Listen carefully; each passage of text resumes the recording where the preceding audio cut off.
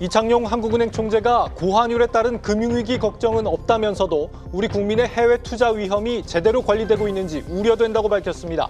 통화정책 의결문에서는 금리 인하 기조라는 표현이 사라지면서 기준금리 인하 사이클이 종료될 가능성이 새롭게 열렸습니다. 4연속 금리 동결에도 성장률 전망은 상향 조정되면서 환율이 일부 진정되고 외국인들의 증시 유입이 확대되고 있습니다. 여러분 안녕하십니까. 11월 27일 마켓워치 첫 소식 한국은행 나가 있는 취재기자 연결해 들어보겠습니다. 김혜연 기자, 오늘 의결문의 변화가 이 금리 인하 사이클이 확정적으로 끝이 났다 이런 의미는 아니라고요? 네, 이창용 총재는 당분간은 기준금리 추가 인하 가능성과 동결을 이어갈 가능성을 모두 열어놓을 필요가 있다고 말했습니다. 오늘 금통위는 통방 의결문에서 인하 기조를 인하 가능성으로, 추가 인하 시기를 여부로 각각 조정했는데요. 이 때문에 시장에선 금리 인하 사이클 종료를 시사한 게 아니냐는 평가가 나왔습니다. 금통위원 6명 중 3명은 3개월 내 금리 인하 가능성을 열어뒀고 3명은 금리 유지 가능성이 크다고 봤습니다. 지난달과 비교하면 인하 의견이 4명에서 3명으로 줄었는데요. 환율 변동성이 상당히 확대되고 물가 우려도 다소 높아진 만큼 당분간은 금리를 유지해야 한다는 의견이 절반이었고요.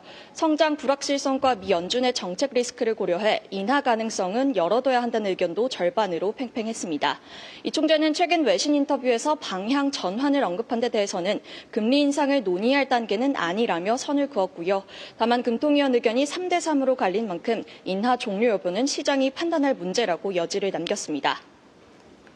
네, 고환율이 오늘 기준금리 동결의 핵심적인 배경이 됐는데 현 환율 수준에 대한 이창용 총재의 진단은 어땠습니까? 네, 이창용 총재는 환율이 1,500원을 넘든 이 특정 레벨 자체는 크게 걱정하지 않는다며 기존 입장을 재확인했습니다. 다만 고환율에 따른 금융안정 불안은 없지만 이 고환율이 물가 상승 압력을 키울 수 있다는 점은 분명한 우려로 짚었습니다.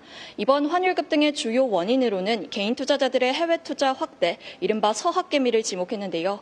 외국인 수급이나 한미 금리 차가 아니라 개인들의 해외 주식 매수가 늘면서 원화가 상대 통화에 비해 더 약세를 보이고 있다는 설명입니다.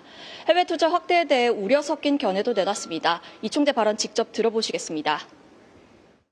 사실 레버리지까지 해서 해외 주식 투자를 했을 때 그거 과연 갖고 들어올 때 그 수익률을 받을 수가 있을지, 지금 이 자산 버블 얘기도 많고 그럴 때 그 너무나 많은 돈이 나갔기 때문에 그 돈을 개인 투자자들이야 이런 사람의 위험 관리가 제대로 되고 있는지, 이런 면에서 저희가 우려를 하고 있습니다.